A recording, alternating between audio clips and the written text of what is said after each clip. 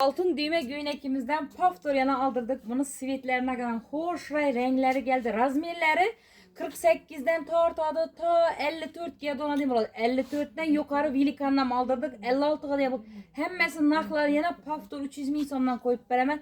Lekin duruşuna gelip shunday zo'r materiali içi astarsız bo'ladi. Lion material bo'ladi, lekin sifati yaxshi, ajoyib yuvib siqib kiyaverasizlar. Dum zo'r sivetleri altın düğme deb at ko'pman yakalı variantları. Narxlarını 300 ming so'mdan gelip alaverasizlar. 56'ga deyil razmerlerimiz geldi. Buna hazır 5-6 tür renkleri var. En chiroyli svetini giydim. Hazır keyingi posta başka renklerini ham giyip gösterme. Adreslerimiz To'rtko'l tumani Buyum bozori 419-magazin. Adım Yulduz shunday xush göyneklerini gelip bir tür giyaman desanglar tapasizlar. Bugungi chislamiz 12 may. Çünkü bundan akşam 100 dona geldi. Hazırcha bir tura to'p beramiz 3-4 günden keyin, lekin qiyin. Bu arkalara mening rezinidim xush turadi. Hemmangni xudo xolasa magazinimizda kutib qolamiz.